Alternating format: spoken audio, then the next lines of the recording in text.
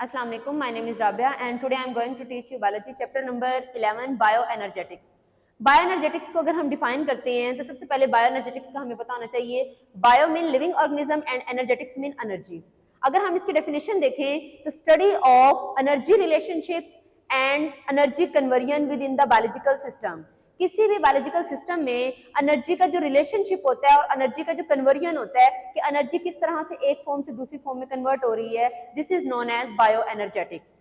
अगर हम बात करें बायोएनर्जेटिक्स की तो बायोएनर्जेटिक्स किस लॉ को जो है वो ओबे करती है, तो bioenergetics obey the thermodynamics law.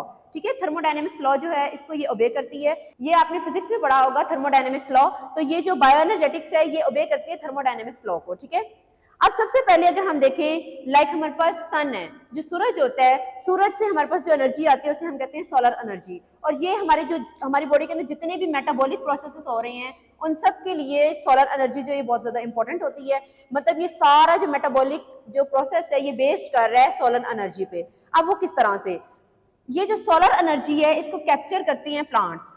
Plants इस सोलर एनर्जी को कैप्चर करते हैं और प्लांट के अंदर आपको पता है प्लांट जो है इसका जो सेल होता है, सेल के अंदर डिफरेंट ऑर्गेनेलीज होती हैं. तो इसी तरह जो प्लांट है, प्लांट के अंदर एक ऑर्गेनेली होती है जिसका नाम है क्लोरोप्लास्ट.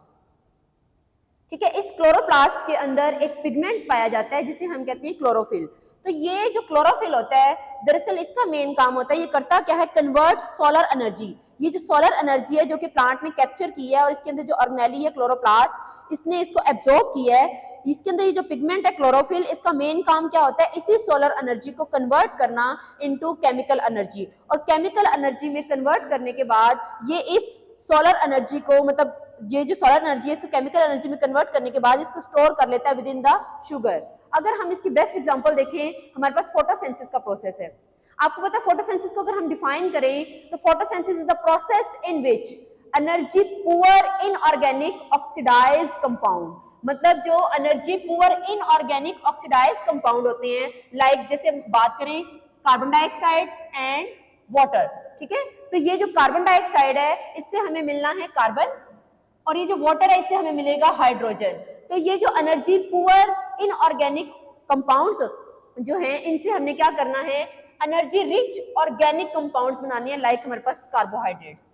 अगर सिंपल मैं आपको इसे एक इक्वेशन से समझाऊं तो यहाँ पे ये जैसे ये कार्बन डाइऑक्साइड है, ठीक है, और इसी तरह हमारे पास ये वाटर है. तो ये जो कार्बन डाइऑक्साइड और ये जो वाटर है ये ऑक्सीडाइज्ड कंपाउंड होते हैं. इसके अलावा ये एनर्जी पुअर कंपाउंड है और ये साथ में इनऑर्गेनिक भी होते हैं. ये ऑक्सीडाइज्ड एनर्जी पुअर कंपाउंड और इनऑर्गेनिक कंपाउंड को हमने कन्वर्ट करना होता है रिड्यूस्ड कंपाउंड में, एनर्जी रिच कंपाउंड में और ऑर्गेनिक कंपाउंड में. और वो कौन है, जैसे कि हमारे पास कार्बोहाइड्रेट, ऑक्सीजन और थोड़ी सी अमाउंट जो है ये वाटर की होती है. ठीक है, और ये जो प्रोसेस होता है फोटोसिंथेसिस का ये होता है in the presence of chlorophyll and sunlight. इस प्रोसेस में सिंपल होता क्या है, कार्बन डाइऑक्साइड का मॉलिक्यूल होता है, वाटर होता है. ठीक है, कार्बन डाइऑक्साइड रिएक्ट करता है वाटर के साथ in the presence of chlorophyll and sunlight. और ये बनता क्या है, इसके रिजल्ट में हमारे पास बनता है ग्लूकोज मतलब कार्बोहाइड्रेट. ठीक है, और इसके अलावा हमारे पास बनती है ऑक्सीजन और साथ में ये वाटर का मॉलिक्यूल. ठीक है, अब इसके बाद हमने यहाँ पे एक डेफिनेशन करनी है कंपनसेशन पॉइंट. कंपनसेशन पॉइंट क्या होता है, आपको पता है ये जो फोटोसिंथेसिस का प्रोसेस होता है और ये जो रेस्पिरेशन का प्रोसेस होता है ये दोनों एक दूसरे के रेसिप्रोकल होते हैं. लाइक अगर हम बात करें कार्बन डाइऑक्साइड प्लस वाटर आपस में रिएक्ट कर रहे हैं फोटोसिंथेसिस के प्रोसेस में, जैसे अभी मैंने ऊपर आपको बताया है कि carbon dioxide plus water react करते हैं और ये बनाते हैं ग्लूकोज और ऑक्सीजन.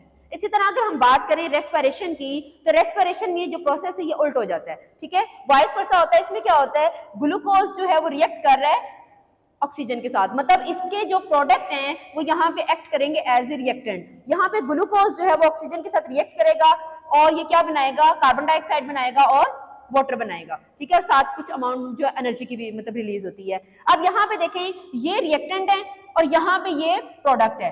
अब यहाँ पे अगर हम बात करें यहाँ पे ये प्रोडक्ट था और इस रिएक्शन में रेस्पिरेशन में क्या बन गए हैं, रिएक्टेंट बन गए हैं. दरअसल मेन हमारा यहाँ पे जो पॉइंट है जो हमें डिस्कस करना है वो है compensation point. What is compensation point? Compensation point ये होता है कि इवनिंग टाइम में अगर हम शाम के वक्त देखें तो फोटोसिंथेसिस का जो प्रोसेस होता है वो रेस्पिरेशन के प्रोसेस के इक्वल हो जाता है. अब इसका क्या मतलब है?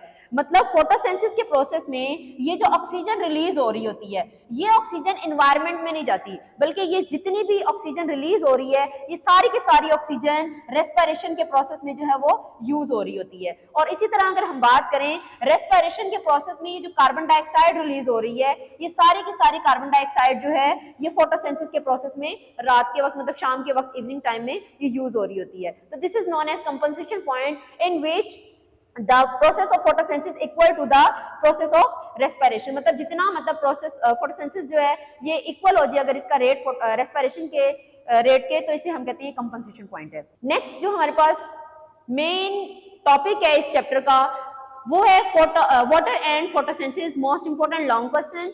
अब इसमें हमने क्या पढ़ना है? Water and photosynthesis. 1930 में एक साइंटिस्ट था जिसका नाम था वैन नील। इसने एक हाइपोथेसिस जो है इसको प्रपोज किया था। इसने कहा था water is a source of oxygen, कि जो हमारे पास फोटोसिंथेसिस के प्रोसेस में ऑक्सीजन आ रही है ये दरअसल वाटर से आ रही है। और इसमें इसने क्या किया था? इसने बताया था कि जैसे ये सिंपल फोटोसिंथेसिस का मैंने यहाँ पे रिएक्शन लिखा हुआ है कि carbon dioxide plus water in the presence of sunlight and chlorophyll ये कन्वर्ट हो रहे हैं किसमें? कार्बोहाइड्रेट्स में प्लस ऑक्सीजन में। तो ये जो नील था, इसका कहना ये था कि ये जो हमारे पास ऑक्सीजन आ रही है ये दरअसल यहाँ से इस वाटर के मॉलिक्यूल से ये जो ऑक्सीजन है ये वाली ऑक्सीजन होती है, ठीक है। तो यहाँ पे इसके बाद क्या हुआ? ये जो नील था इसकी जो हाइपोथेसिस थी जो इसने प्रपोज की थी, ये मेन इसकी बेस क्या थी? Bacterial photosynthesis. बैक्टीरिया जो है उसके अंदर जो फोटोसिंथेसिस का प्रोसेस है ये दरअसल उसके ऊपर इसने मतलब ये सारी हाइपोथेसिस दी थी। उसने उस बैक्टीरिया के फोटोसिंथेसिस को देखते हुए ये बताया था कि ये जो फोटोसिंथेसिस का प्रोसेस होता है इसके अंदर ये जो ऑक्सीजन रिलीज हो रही होती है ये दरअसल वाटर से आती है। उसके बाद अगर हम बात करें कि हम यहाँ पे ऑक्सीजन को क्यों इतनी ज्यादा इंपॉर्टेंस दे रहे हैं, तो ऑक्सीजन की इंपॉर्टेंस क्या है? ये दरअसल नीड फॉर एरोबिक रेस्पिरेशन, जितने भी एरोबिक रेस्पिरेशन होते हैं उनके लिए ये जो ऑक्सीजन है ये बहुत ज्यादा नेसेसरी होती है। इसके अलावा need for obtaining of energy, energy को ऑब्टेन करने के लिए भी मतलब ये जो ऑक्सीजन है बहुत ज्यादा नेसेसरी है, ये इसकी इंपॉर्टेंस है, इसलिए हम यहाँ पे ऑक्सीजन को डिस्कस कर रहे हैं। इसके लिए यहाँ पे एक और इंपॉर्टेंट पॉइंट ये था कि carbohydrates make from carbon dioxide, मतलब ये जो कार्बोहाइड्रेट है ये बने हैं कार्बन डाइऑक्साइड से, और ये जो वाटर है ये यहाँ पे ये जो ऑक्सीजन बन रही है इस वाटर से बन रही है। दरअसल मेन नील ने ये बताया था। उसके बाद 1940 में यही जो नील ने ये प्रपोज की थी हाइपोथेसिस, इसी को आगे कंफर्म किया था डिफरेंट साइंटिस्ट ने by using heavy isotope of oxygen. अब इन्होंने क्या किया था इन साइंटिस्ट ने? इन्होंने ऑक्सीजन का एक हैवी आइसोटोप लिया था ऑक्सीजन 18, मतलब ये आइसोटोप इन्होंने यूज किया था, और इसको देखते हुए इन्होंने ये इस हाइपोथेसिस को जो है वो कंफर्म करना चाहा था। तो इन्होंने यहाँ पे दो ग्रुप बनाए थे, ग्रुप 1 एंड ग्रुप 2। फर्स्ट में अगर हम देखें ग्रुप 1 में, तो ग्रुप 1 में इन्होंने क्या किया? कार्बन डाइऑक्साइड मतलब ली। इसके अलावा ये जो वाटर था इसमें वाटर के अंदर ये जो ऑक्सीजन है ये ऑक्सीजन वही आइसोटोप था, हैवी आइसोटोप। मतलब यहाँ पे जो हैवी आइसोटोप था इसको इन्होंने वाटर के ऑक्सीजन के अंदर मतलब जो है वो वाटर का ऑक्सीजन जो था यहाँ पे ये हैवी आइसोटोप था, ठीक है, इसको यूज किया था वाटर के अंदर। अब कार्बन डाइऑक्साइड प्लस वाटर ने जब रिएक्ट किया in the presence of sunlight and chlorophyll, तो आगे हमारे पास बना कार्बोहाइड्रेट, वाटर एंड ऑक्सीजन। अब यहाँ पे ये जो ऑक्सीजन है ये दरअसल रिलीज हुई है, यहाँ से हमें पता चल रहा है कि ये ऑक्सीजन जो आई है ये कहाँ से आई है? इस वाटर से आई है। इसी तरह उन्होंने ग्रुप 2 में देखा, दूसरे एक्सपेरिमेंट में इन्होंने क्या किया? ये जो हैवी आइसोटोप है इसको अब इन्होंने रखा किसके अंदर? कार्बन डाइऑक्साइड के अंदर। यहाँ पे ये कार्बन डाइऑक्साइड है plus water in the presence of sunlight and chlorophyll, जब ये रिएक्ट करेंगे तो ये आगे बनाएंगे कार्बोहाइड्रेट्स, वाटर एंड ऑक्सीजन। यहां से इस एक्सपेरिमेंट से ये कंफर्म हो रहा था कि ये जो ऑक्सीजन हमारे पास एनवायरनमेंट में रिलीज होती है ये दरअसल वाटर से आती है। लाइक अगर हम यहाँ पे देखें कार्बन डाइऑक्साइड जब है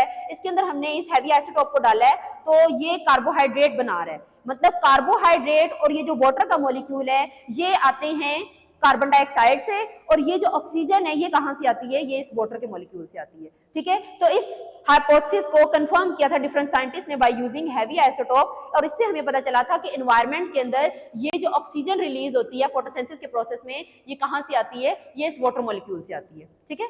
अब अगर हम इस हाइपोथेसिस का कंक्लूजन निकालें, हम इसका रिजल्ट देखें, तो इसका रिजल्ट क्या है कि मतलब ये जो वाटर है, ठीक है, आपको मैंने यहाँ पे अभी बताया कि जो वाटर है इससे हमारे पास ऑक्सीजन आती है, तो वाटर का मॉलिक्यूल जब स्प्लिट होता है तो इससे क्या मिलता है हमें? एक तो हमें मिलता है ऑक्सीजन और दूसरी इसमें हमें क्या मिल रही है? हाइड्रोजन। तो ये जो ऑक्सीजन होती है becomes the part of atmosphere. इसका मतलब ये हुआ कि ये जो ऑक्सीजन थी जो एनवायरनमेंट में रिलीज हो रही है ये कहाँ से आ रही है, वाटर से आ रही है। इसके अलावा ये जो हाइड्रोजन है इसका काम क्या होता है, हाइड्रोजन का काम होता है रिड्यूस टू रिड्यूसिंग एनर्जी।